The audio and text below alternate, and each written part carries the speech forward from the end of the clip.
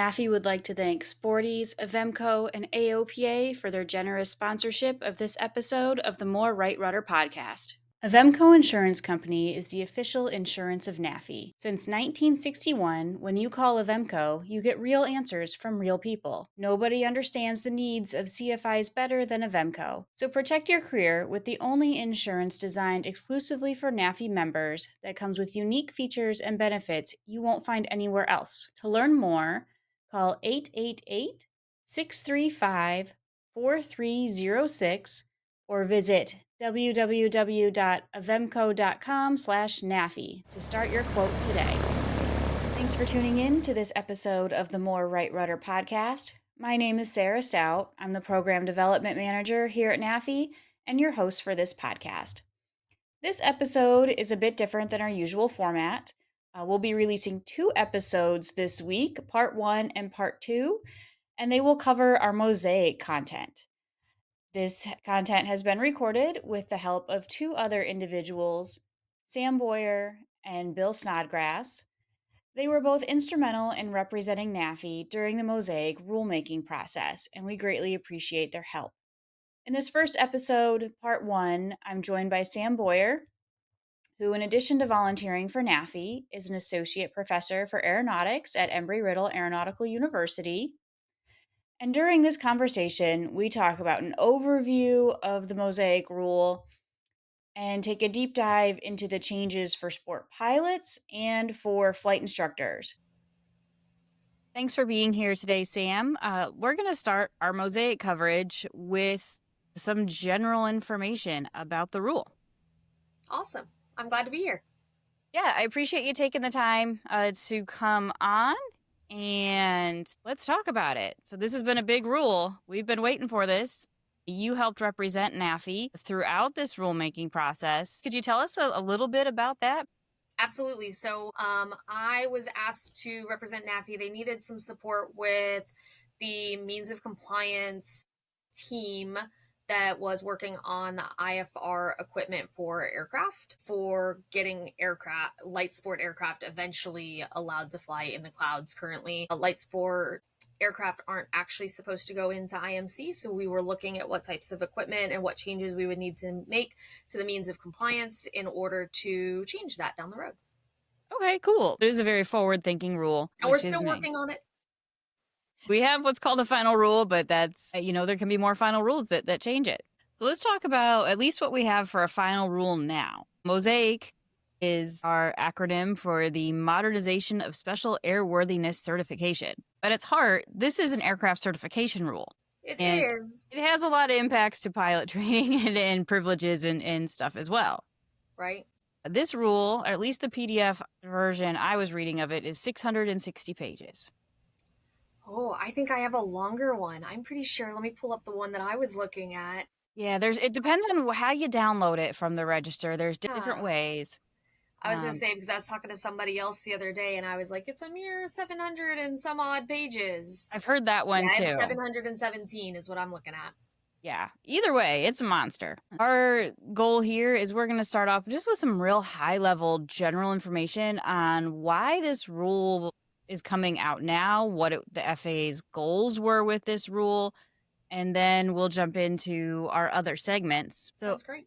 Essentially, the FAA was looking to enhance the aircraft that are available for flight training, aerial work, and personal travel. Under the current rules, light sport aircraft are pretty limited. Yeah, and I think, right, when light sport came out originally, nearly 20 years ago now? Over 20 years ago. They were really looking at a way to open the doors for flying, right? That's always been a big thing. Part of the FAA's mission, I can't speak on behalf of the FAA, I don't work for them, but their mission really is to promote the aviation industry to grow and to enhance safety. And so safety being at the forefront, how do we do that while also promoting aviation and allowing more doors to be open for a wider variety of pilots? And in this side of things, it was really for those pilots that didn't want to make a career out of it, but they really just wanted to enjoy more, and I'm going to use this term kind of loosely, that grassroots type of flying. They might want to act in a very professional manner, but they want to enjoy really what the beauty of general aviation has to offer in a reasonable and still maintaining the highest level of safety possible. One of the concepts that the FAA spent a lot of time talking about in the initial parts of this rule was their concept of the safety continuum and moving light sport up that safety continuum and giving more pilots light sport privileges in aircraft that kind of enhance or move them up the continuum, because now they can be slightly heavier so they can handle wind and things like that better. There's options for technology upgrades, all these sorts of things that can enhance safety that were really hard to implement on light sport aircraft as the initial rule allowed, because they had to be so lightweight.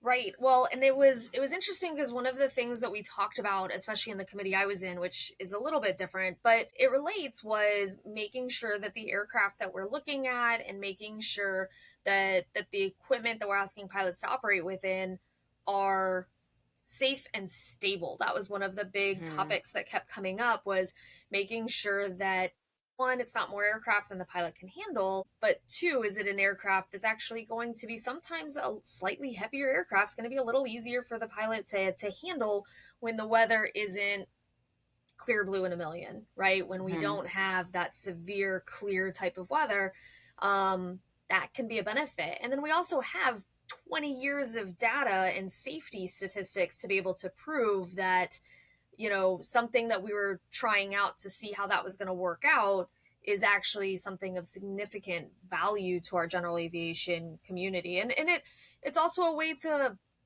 let pilots kind of, I would say, dip their toe into being a pilot with less of a training and maybe even a financial cost or commitment. Yeah, for sure. Because at least on the airplane side, and we'll get into that, the requirements to become a sport pilot don't change as far as how many hours you need to get, what type of experience you need. That's all the same. You just now have larger aircraft available to you. And when we say larger, we're taking that with a grain of salt. They're still limited.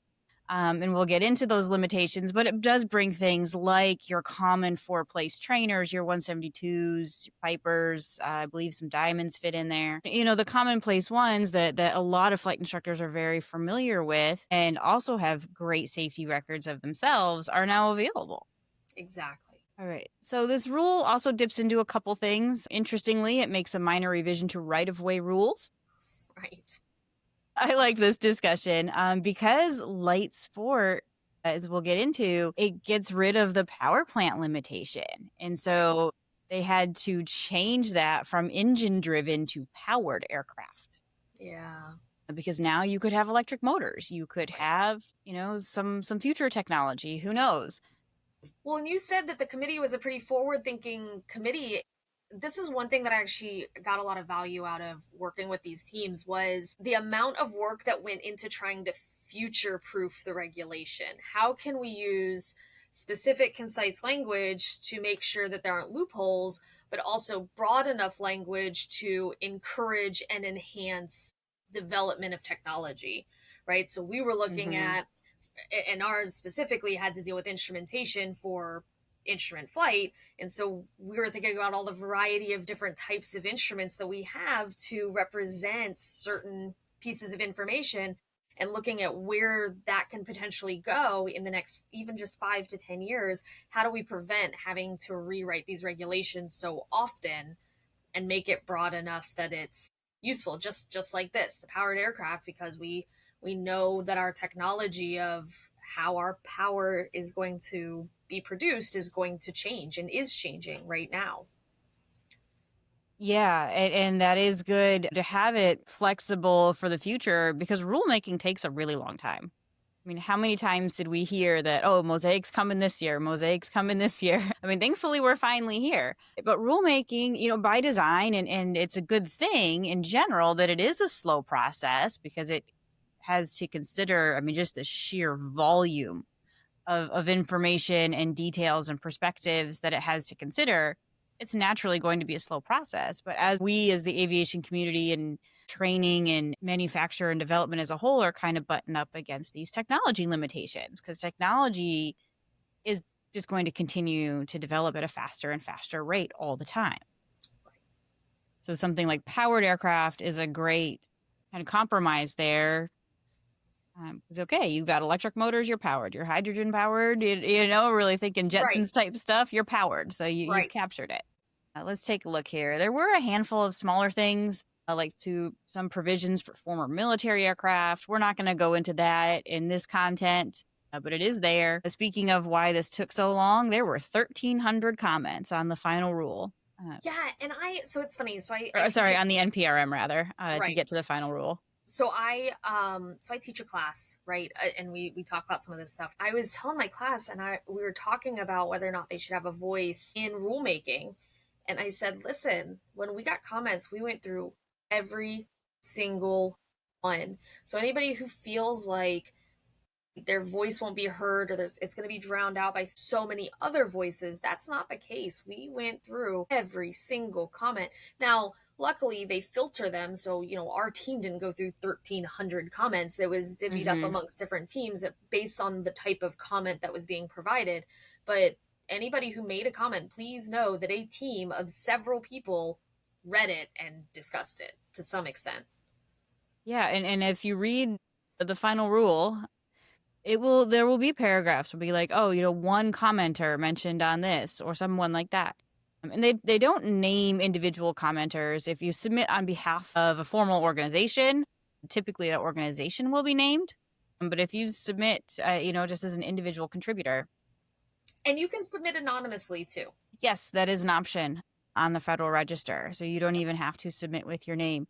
But typically, you don't see individual names. You might see something like one commenter or, 5 commenters or 5 individuals submitted comments, some language like that, but not names of individuals. However, you will see names of organizations. Right. The big thing to talk about with this is the removal of the definition of light sport aircraft in 1.1. Yeah. This is the big one that kind of opens the floodgates to what does sport pilot look like next. When we remove this prescriptive definition, we're all of a sudden getting rid of those weight limits, getting rid of those power plant requirements and all that. So now this is open to different types of aircraft categories, different types of propulsion systems, different weights and technologies. Yeah, and I think that's great, actually.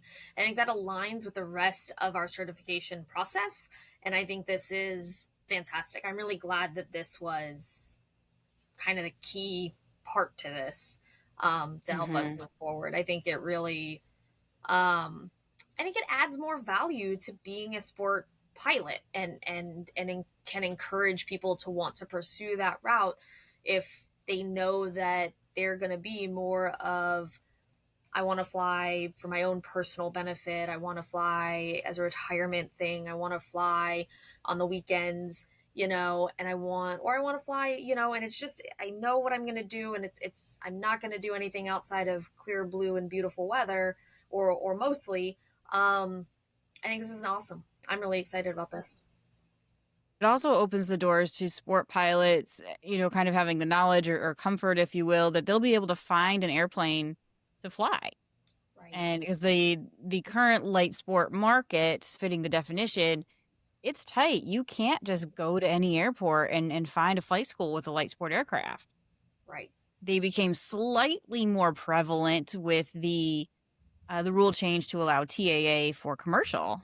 I did see some schools adopt that, but still tricky to come by. But you can pull up, pretty much anywhere with any respectable level of population around it and find a 172, a 150, a Warrior. Those, your typical trainer set. Also, what this does, though, is it really separates the idea of what is a light sport aircraft and what is a light sport pilot. They're no longer married to each other. The definitions of what a light sport aircraft will be are different than the privileges of what a sport pilot will be able to operate. So that's going to be the key thing to differentiate here and understand for sport pilots, as well as for flight instructors understanding that these concepts are not married anymore. So just because something is certified in the future as a light sport aircraft doesn't necessarily mean a sport pilot can operate it. These are two different schools of thought. I think that will probably be the biggest sticking point. Is they're going to be like, but I'm a sport pilot and that's an LSA. What do you mean I can't fly that? Oh yeah, I'm sure DPs are already writing their questions. Right. That is a key thing. These are two separate concepts now. Yeah, and that's exactly what I meant. I think this is following along. Like, we don't have private pilot airplanes. We don't have commercial airplanes. You have a certification and a skill set and privileges and limitations associated with that as a pilot, and then you have aircraft that have their different categories, and I think this is just really bringing that sport world in cohesion with the rest of the way that aviation just functions in general.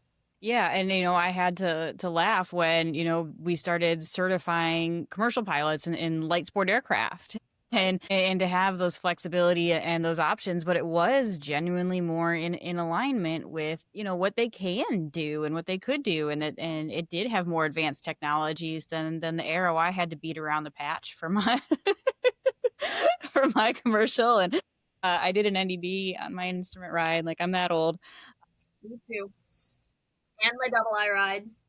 No, I was exempt from my double I. It wasn't installed on the aircraft. But that was my first foray into glass, was my double I. It's giving pilots that option and that flexibility. And yeah, recognizing that certain certificate level shouldn't be tied to a particular aircraft certification or type. All right, let's move into MOSAIC for sport pilots, because this is going to lay the groundwork for MOSAIC for flight instructors. And so that'll be our next segment, but we've got to understand what these pilots can and cannot do, their privileges, limitations, what they're going to need before we can get into how flight instructors are going to do that. So taking a look here, MOSAIC for sport pilots, this opens up a lot. So like we said, with eliminating the definition in 1.1, now we have a broader array of aircraft and privileges that are available via training and endorsements. And how this is handled in this rule is really pretty interesting.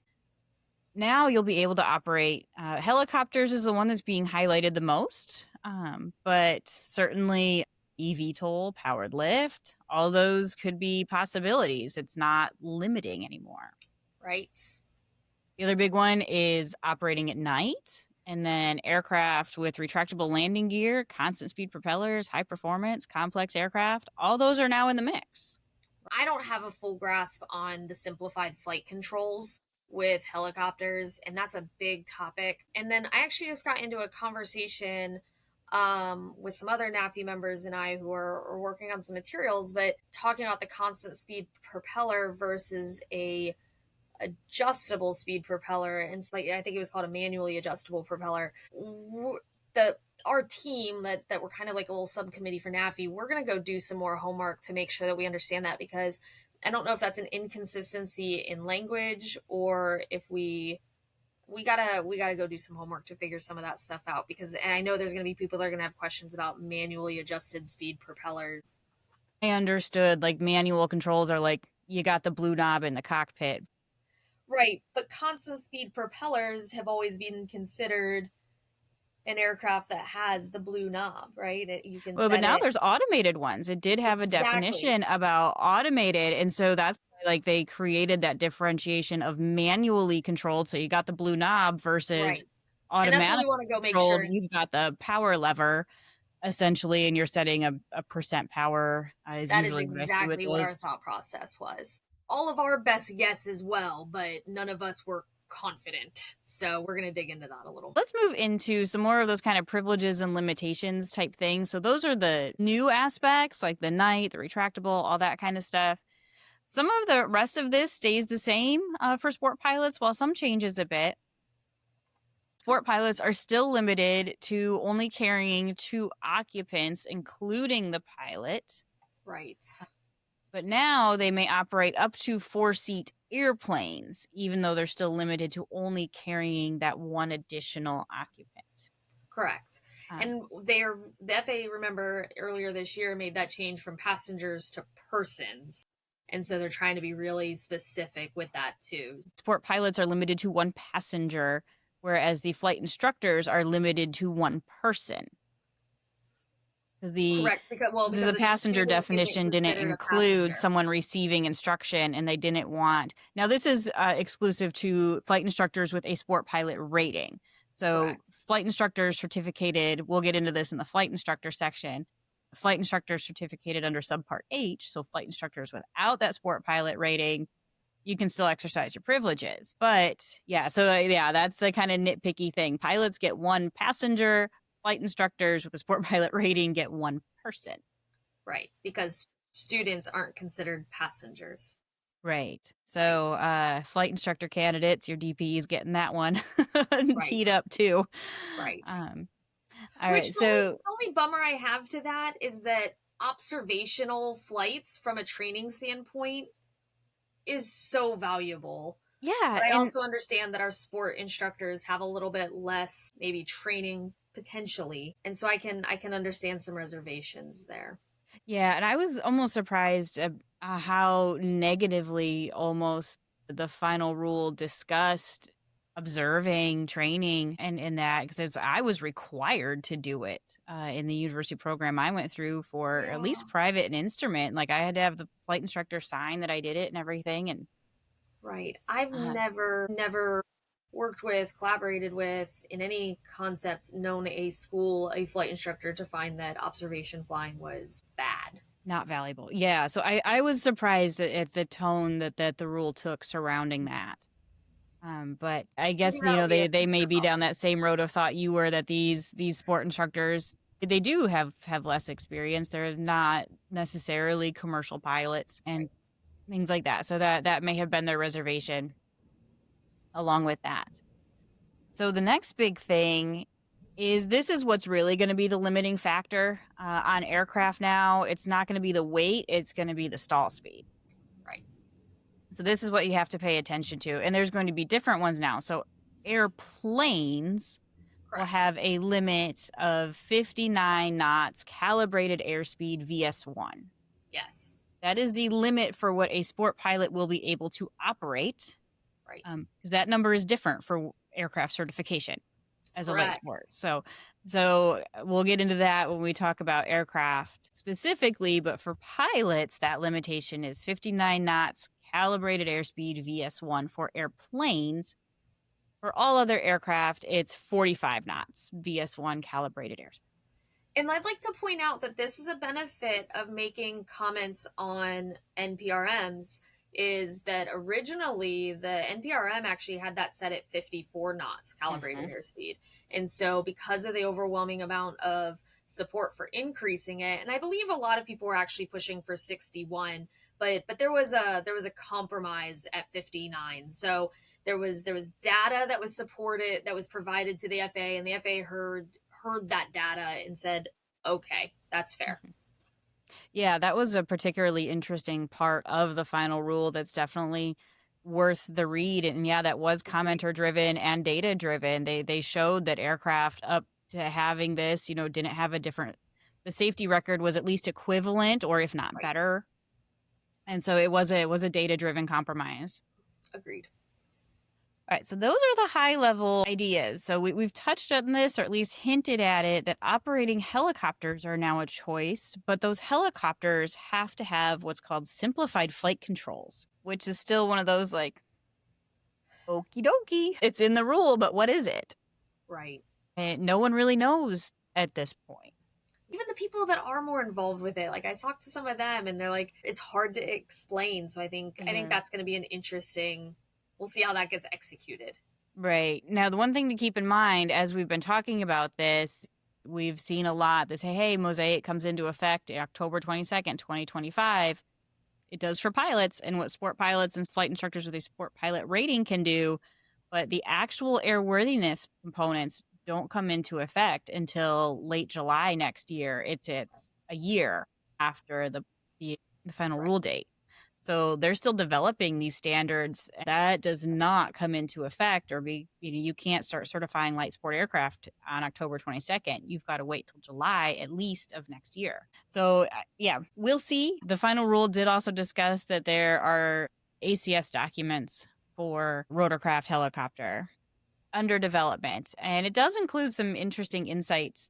There's a table in the final rule that spells out what some of that is. And one thing to note here, one thing that is known about these simplified flight controls is whatever aircraft is manufactured with those carries that designation. And if the pilot gets training on that aircraft, it's a make model specific privilege. You can't become certified or have a rating for helicopter simplified flight controls and then fly anything that happens with that. You're certified for that particular make model. That makes me think that the simplified flight controls are going to have parameters, and then the manufacturers are going to have to justify how that was complied with, which is what makes it make model specific. Complying to a standard versus complying to you got to have ailerons and all that stuff. So one of the other big exciting things that a lot of pilots were looking forward to for sport pilots is the ability to operate at night. And this was also a really interesting discussion about the safety continuum in the final rule, because they talked about how flying at night is a riskier activity. And so for the FAA to justify giving that privilege to sport pilots, it requires training and endorsement and either a third-class medical or basic med. Yep. So that's a little bit of a diversion away from why a lot of people choose sport pilot. Now, you can still be a sport pilot without either one of those. You're just limited to daytime. Right. So that part is essentially the same, but if you want privileges for night, you are going to have to go that third-class medical route or basic med. Right. This was a funny conversation, too, because in our committee, we had representatives from ANAC and EASA, and they both require an instrument rating for night operations. And so there was a lot of just like, I can't believe you guys are letting this happen. They're like, okay, well, we're out of this part of the conversation because this doesn't apply. But and this was heavily, if you guys are going to go in and read some more information, like this was a good area of discussion too, because they talk about a lot of the comments about night flying and requiring the medical. And there are some pretty reasonable arguments for requiring a medical or basic med in order to fly at night. Night flying is a different beast. And there's a reason that we have different requirements for staying current at night versus during the day, or at least additional requirements, right? Mm-hmm. That day currency doesn't count towards our night currency. We have to do a little different. And I think anybody that has any significant night experience, or maybe hasn't flown at night in a little while, and the first time you go fly at night again, it takes a little bit of reorganizing and reorienting yourself to that world. So I don't think that that's necessarily a bad one. This might be one that, again, they just need more data to justify it. So potentially we'll see something with basic med, and if we aren't seeing a lot of sport pilots that have basic med getting into accidents at night, and we're able to keep that number really low, then again, I think this is an area that we might be able to revisit this down the road again. There's no data set right now that of this exact activity. It makes sense that they would be a bit more conservative going into it. And throughout the final rule, they do talk about potential changes in the future based on data that they can collect from this. It's kind of that incremental stepping in. And so, it took a while with the initial group of sport pilots to establish that record. But now that that's going, we'll see what happens here. And now that they'll have an easy way to measure night, because you're going to have that third class medical or basic med along with it. This is a smart move, right? Like anybody who studies change management strategies, you have to be intentional about change, and any change that's implemented too big, too fast is going to have this rubber band effect. Either the rubber band's going to break or it's going to snap back and backfire terribly. And so having this growth with a rubber band in a very, very slow and intentional and methodical manner like we're doing right now, it's smart. It's smart. It creates a small group, and it mitigates the risk in the way we know that risk can be mitigated through, private pilots have been Right. doing third class medical. Private and higher have been doing, medical for a long time.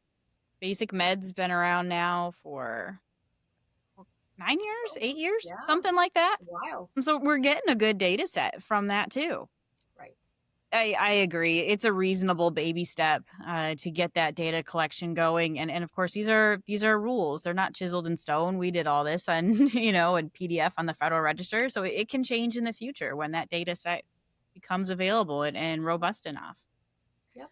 But if you are a sport pilot and you want to get your night endorsement and your third class medical or basic med, you are going to need 3 hours of flight training at night, which are going to need to include at least one cross country and at least 10 takeoffs and landings at night. Yeah. Now, the one thing I did think was interesting that if you are a higher certificated level pilot exercising sport pilot privileges, you still need to get this endorsement. Yeah, but all of your previous experience counts. Does count. Yeah. So even if you have all of that experience because you're a private and you did your 10 hours and you did all your cross countries, you're good to go. You just need to go with a pilot with an instructor in order to get that endorsement. So I think that was also a very reasonable compromise because you're obviously switching from your private privileges or above down to sport pilot privileges for a reason. So again, an extra safety precaution, one flight with an instructor just to make sure that you're still good to go, I don't think is an unreasonable ask. Right. Yeah, it is good that all that previous experience was counting. All right. So now something that's also, brand new will be these kind of endorsement based privileges, because these are things that are endorsement based, even for private and above pilots. So these retractable landing gear, constant speed propellers, and complex high performance airplanes. So all of these will require training and endorsements. We've already mentioned a bit about those manually controllable speed propellers. So it seems like we're kind of on the same page on what that probably means. Right. I'm sure we'll see some clarifications and things that come out as the rule goes into effect. We also haven't seen, like the new advisory circular for endorsements, or if there's new advisory circulars on this training and development. We haven't seen any of that yet, so there may still be guidance coming. We'll find out if that means you've got a blue knob or whatever color the knob was, depending on the age of your aircraft. It could be different colors, but modern aircraft, a blue knob or not. Right. But the rest of it's pretty straightforward as far as retractable gear, complex, and all that. It's just the train to proficiency and endorsements. I didn't see any number of landings or any of our requirements, anything like that. So just the same way we've been doing it. And that's the type of stuff I would expect to come from an advisory circular in the future, if they're going to have some kind of guidance. And you would expect it to probably fall in line with the same type of endorsements you see for private and commercial applicants as well. It even says right in there, you can use the existing same thing endorsements for complex and high performance. You will have to be careful because those retractable, there could be an airplane that's, not complex or high performance, but still has a constant speed prop or a retractable, especially as we start to see new light sport aircraft come out on the market, and maybe they're trying to fill different niches for different things. We're now up to 4 endorsements for these things at the sport pilot level instead of 2 for the other pilot levels. This was another interesting change that I also felt was well justified, because now currently as a light sport pilot, if you got your initial light sport pilot certificate in, let's say, airplane single engine land, you could go out and get a proficiency check for airplane single engine C. And after the effective date of this new rule, so this is one of those October 22nd things, this is now going to require a practical test along with anything in the helicopter category. Which makes sense. I'm with you. That seemed like a weird, I don't know, maybe a loophole. Maybe that wasn't intentional. I don't know. Maybe they just assumed that it wasn't going to happen as often. I completely agree. Having that more in line, again, with the way that our standard certification process works, that makes sense. And especially when you consider the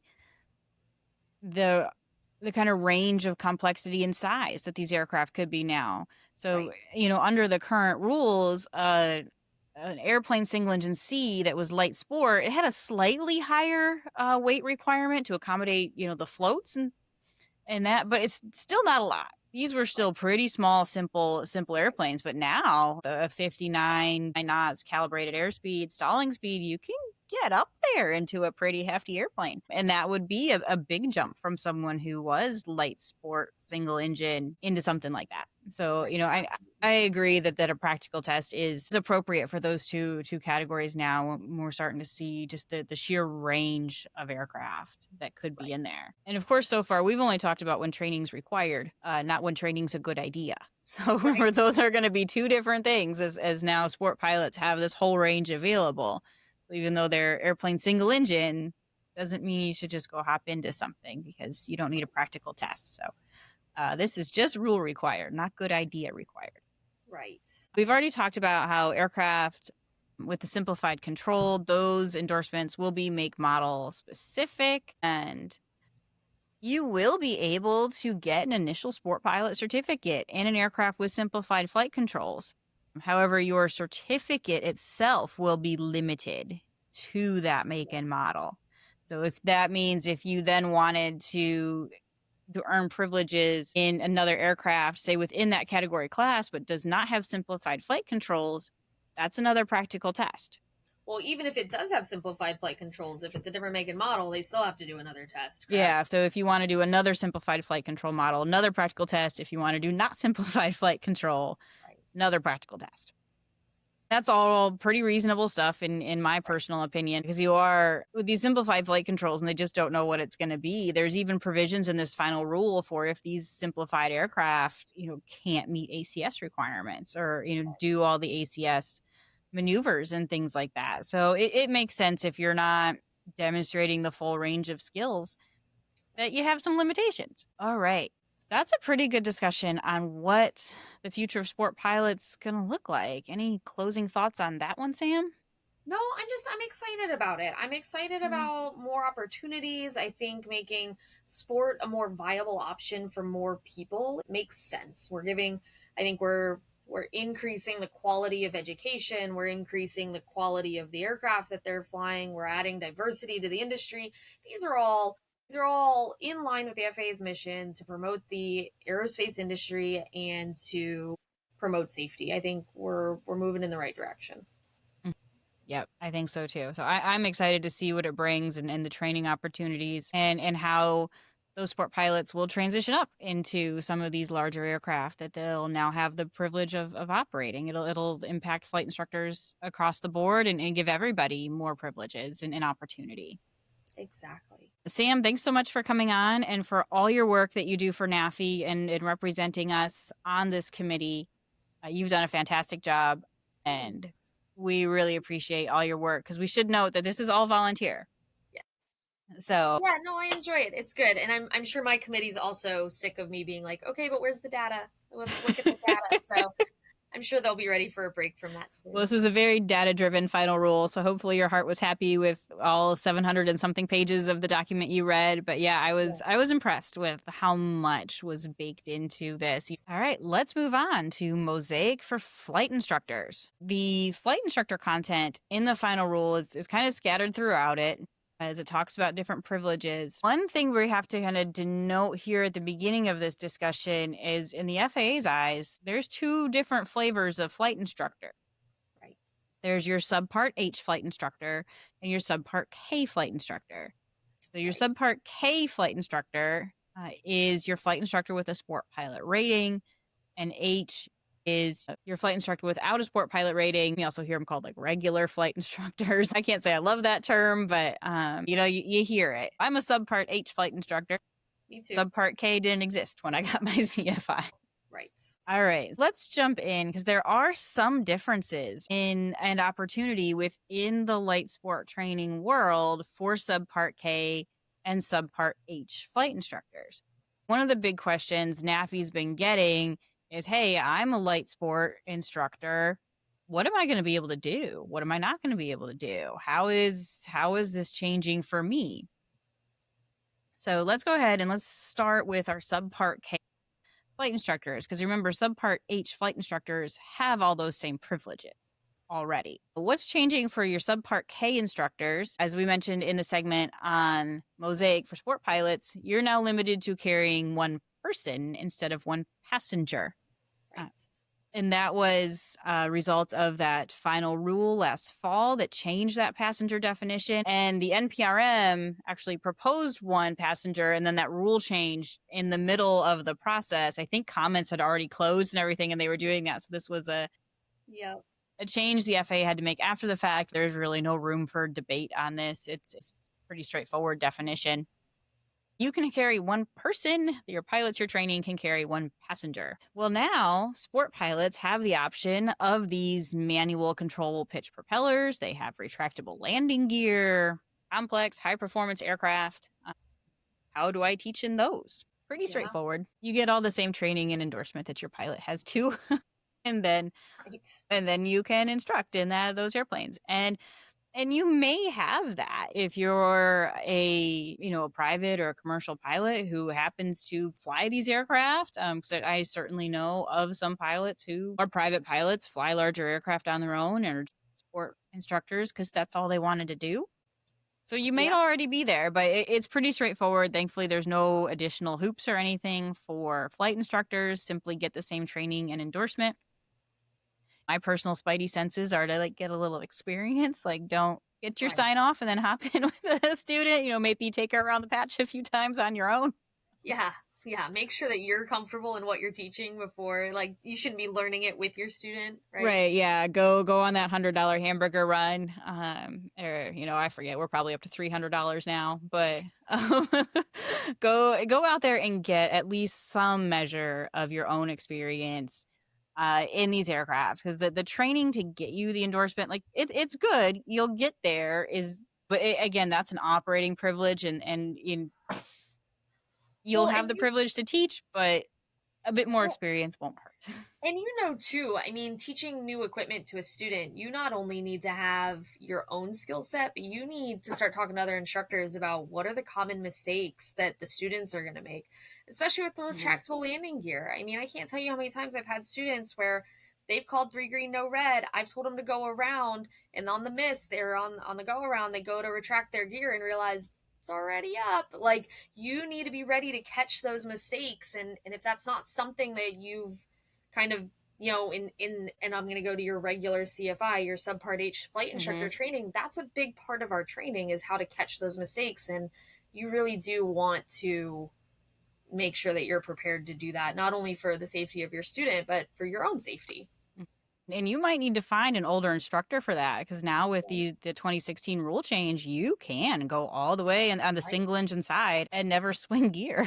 You might, if you're going to start doing this, need to go find an instructor who's done this and who's got a little gray hair. Yeah, I don't point those out, but yeah, easily since 2016. So we're 9 years now that you could easily have flight instructors who, aside from their multi-rating, assuming they got it, have never swung gear. Yeah, I'm excited to see what kind of challenge that poses. So yeah, and that's where definitely getting your own experience with it could help as well.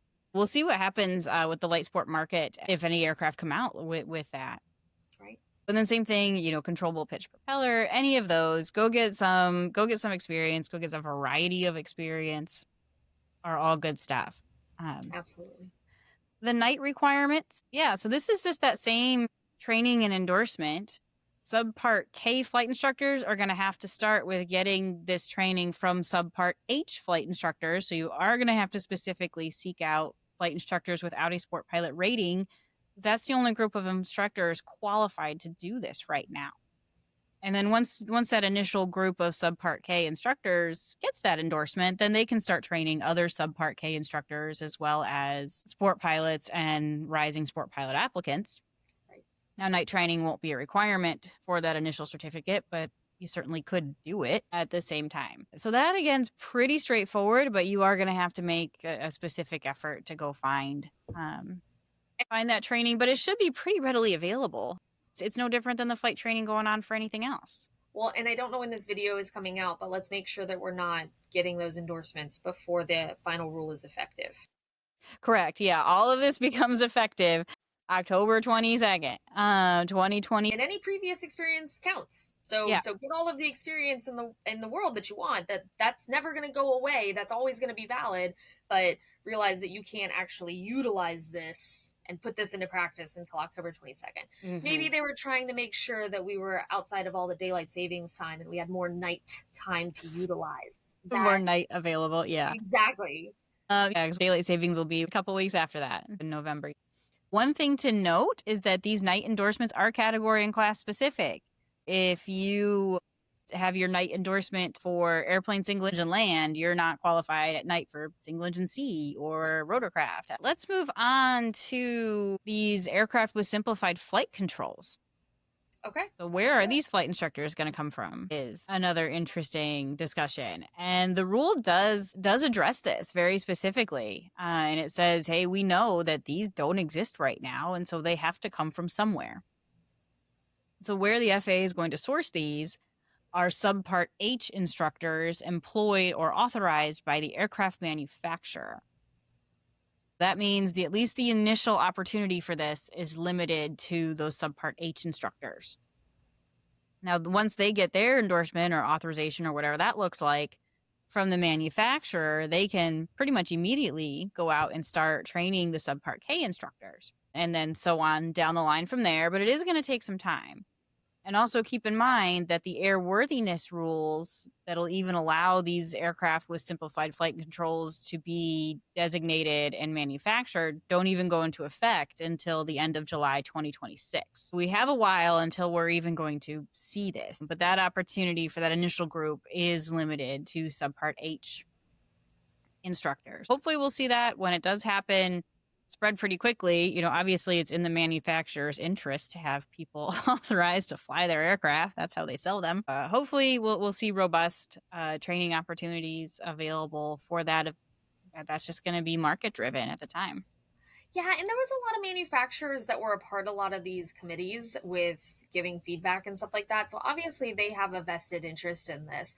But like you said, this is definitely going to be something that's going to take time, because not only do we have to have the final rule like in play and active, but then they actually have to build the aircraft and get them all, and they have to be in line with all that. So that's going to take time, and then they have to train the pilots. And so I mean, this is probably something we've got another, I would say easily 2 years before we see this more than a 1 to 2 off situation.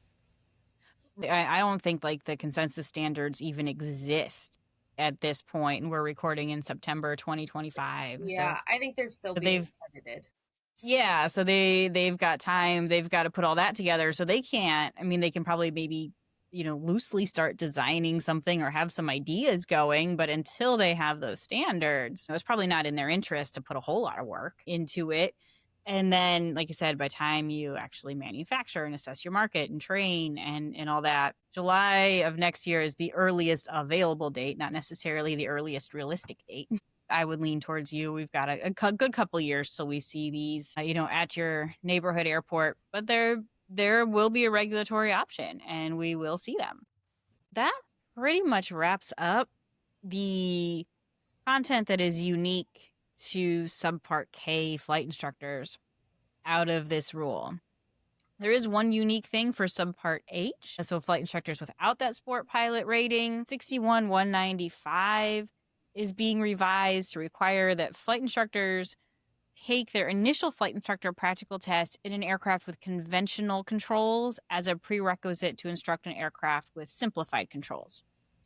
Which to me sounded a little bit convoluted at first. I had to read this a couple times. I'm like, well, the flight instructor, you know, the simplified flight controls are make model specific. What's the deal? Like, well, it's because these aircraft are unique. They're going to be light sport aircraft. They're not going to be in the standard categories and things like that. So you won't actually be a Subpart H flight instructor if you were only teaching in those. You'd be Subpart K. So that would make sense with these, you know, helicopters that may be forthcoming with simplified flight controls. You would need to be a Subpart H rotorcraft helicopter flight instructor, having passed that initial test in a helicopter with conventional controls. And this may go on to other types of aircraft, but for now, they're focusing on helicopters in particular. So Subpart H, you're still flying your conventional flight controls for your initial practical practical test. All right. And then there was a bit that touches all instructors. And so this, again, like we said with the pilots, if they're going to get additional privileges as an add-on rating in airplane or helicopter,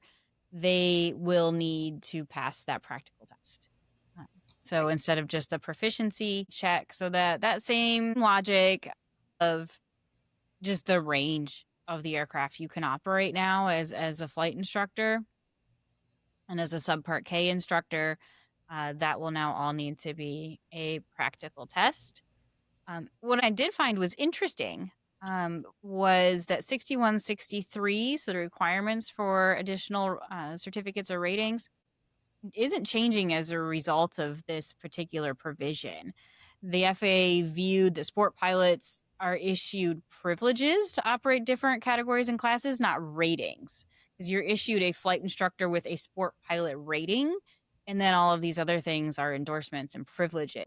That's one thing to not get tripped up on, because I can see some examiners having a good time with that too. Well, 61, 63, where all of this is, especially if you're a subpart H flight instructor and that's the regulation you've worked with a lot, doesn't say I need a practical test to add on, helicopter or whatever at the sport pilot level. But it will be in 61-419 is the reference I have jotted down here. So be aware of that. I thought that was an interesting note there. So you're not going to find that in 61-63. It's only going to be in the subpart K instructor information. Right. One other big change that this rule brings in that I was really excited to see is the opportunity for sport pilot training to include up to 2.5 hours of training credit in an FSTD, so a flight simulation training device, or an ATD, an aviation training device representing the appropriate category and class of aircraft. So that was a nice change because currently sport pilots can't use any type of simulation towards their hours requirements, whereas like pretty much every other rating can. I'm not sure about some of the less common ones, but certainly when you're into airplane, rotorcraft, the more prevalent aircraft categories, simulations become more prevalent. And the FAA even discussed in the final rule how they have become more flexible and accepting of simulation for things like training, proficiency, recency, as this technology has grown and advanced. And so it was a good opportunity with all of that data from those other training scenarios to bring that in to the sport pilot realm. And they even discussed, like you said, how this has all been very data driven, like how the percentage of training required for sport pilot, this 2.5 hours is roughly that same percentage as what's allowed for private and other types of ratings. So it is very data driven. This wasn't just, 2.5 sounds good. Which drives me crazy. I hate that. And I've gotten that answer, right? That's the same thing as, well, that's what my flight instructor told me. I tell my students, you're never allowed to, that's never the right answer. Yeah, this is an exciting one. And it's funny because you get students who have very mixed feelings about simulation, right? Mm-hmm. A lot of students get, well, it's not like the airplane. Nope, it's not. Accept that. Be okay with that. Remember, the purpose of a simulator is, one, to help you with procedures. And once you have the procedures down, you can actually practice the skills and use that time of skill training and that practice a lot more fruitfully. It's a lot more valuable. You're getting more bang for your buck when you have that procedural skill down. So this is huge. In all honesty, you should probably be doing a lot more than 2.5 in a home simulation to just run through procedures. But like you said, it's going to be challenging to find sims that have appropriate aircraft, but it's huge. The other big thing about this is it allows us to put students in scenarios I wouldn't do in an actual aircraft. Right. That's what I was going to say when you were talking about procedures. But yeah, procedures, absolutely. And also emergencies. Because, there's a whole lot I'm willing to do to you in a sim that we're not going to do in an airplane. And you can do it so much more realistically. You can step down that oil temperature. You can... exactly. Creep up, amps or something. You can do all this very subtly. And you don't have a way to do that in the airplane. And even if you did, that'd be wildly unsafe.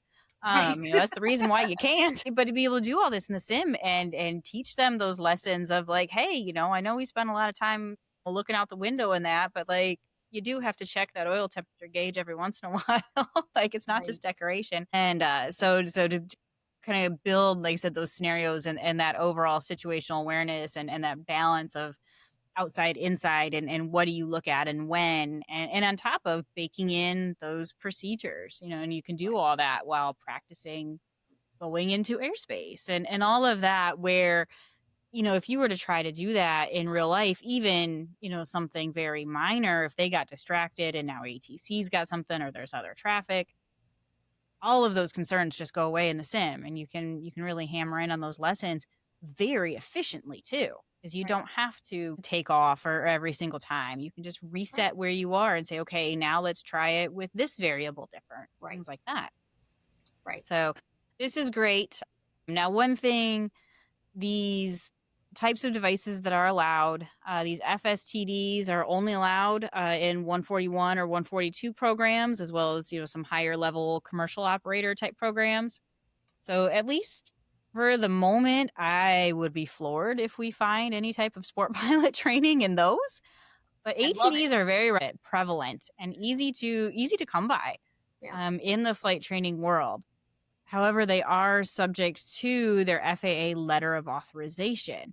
So until those are updated to specifically include this regulation for sport pilot, I'd absolutely still encourage using those devices for the types of training we suggested, but know that until that LOA is reissued, including this regulation, that time can't actually be used towards your training credit.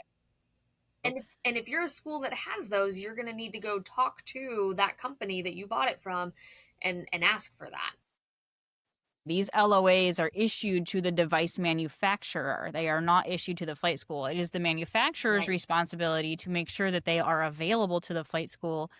And these are on a timeline too. They expire. So just because you got one when you purchased your device doesn't mean it's forever. They do have a shelf life. So it's the school or the operator's responsibility to ensure that their LOA is up to date and available to the person using it. And usually the manufacturers have these just on their website that you can go download. They're typically not like specific to your device. It's this whole, model of devices is what they are. Sometimes even collective models for some of the larger manufacturers. So this is not difficult information to find.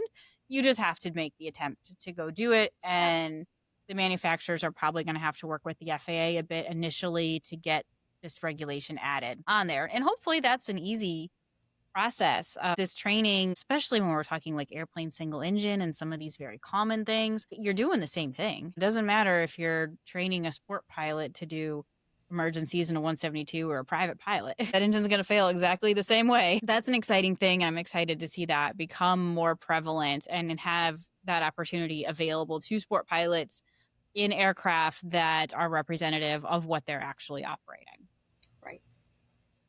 All right, our last thing here in our flight instructor segment is examiners. With those simplified flight controls, they have to come up with parameters for all of these.